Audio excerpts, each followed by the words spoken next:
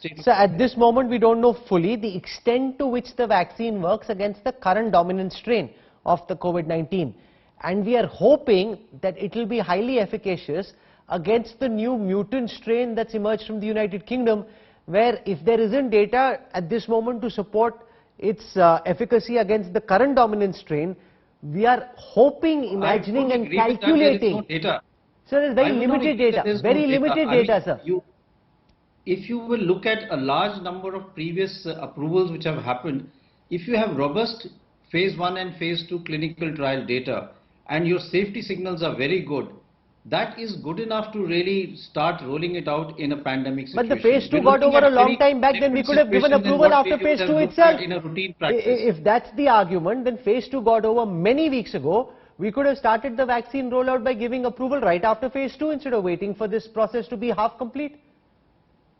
But this process has given us more assurance that the vaccine is safe, because all of the 24,000 people who have got the vaccine have not had any side effects. There have been no acute side effects that we've been able to find. So I think, I can't really talk from the subject expert committee point of view, but I'm trying to speculate what they may have thought. And when they saw that, okay, 24,000 people have got the vaccine and none of them have had significant side effects, safety is not a major concern. Now we talk of efficacy.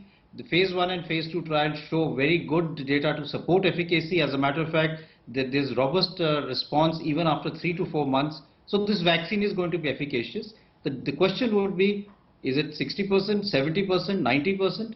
That is something that will evolve over a period of time. And that is why with a lot of riders, if you look at the statement that has been given by the subject expert committee, they've actually put in a lot of riders in terms of allowing this vaccine to get the authorization. It has to be an emergency situation. Also, it has to be a clinical trial mode. All of that will make it very, very challenging to give this vaccine in a very large mode as it would be for the Covishield. I also want to welcome at this time Professor Vijay Raghavan, Principal Scientific Advisor in the Government of India. But before I let Dr. Guleria go, I have a personal question for him. Do I have your permission, sir? Yeah, sure. Which of the 2 vaccines do you intend to get, Dr. Guleria?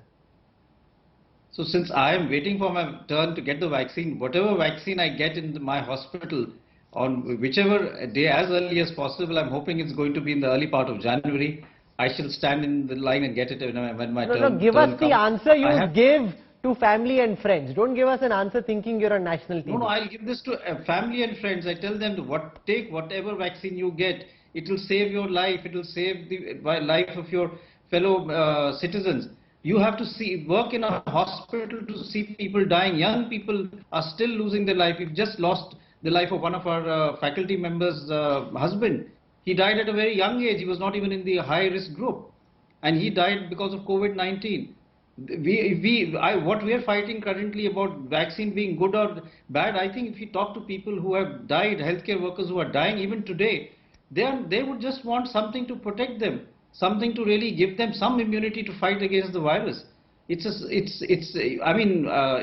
you see what's happening around you, I would take any vaccine that I get, as long as I know it's safe and it gives me some protection. I'll leave it over there. Dr. Randeep Guleria, for your time, thank you very much. Welcome. Thank you. Professor Raghavan, great to have you with us again. We looked at the plans that have been drawn up for this massive mobilization and rollout, but we're also seeing how countries like the United States are struggling.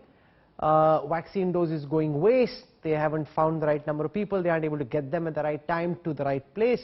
So there are plans and then there is the actual implementation.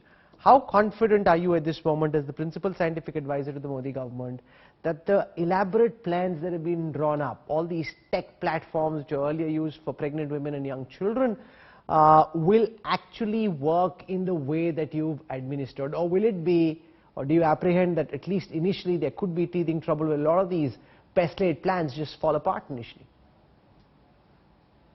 Thank you very much. Indeed, we are riding on the foundations of our vaccine network for childhood and maternal immunization, which is of a size and quality which is not there anywhere in the world. So that's the positive side.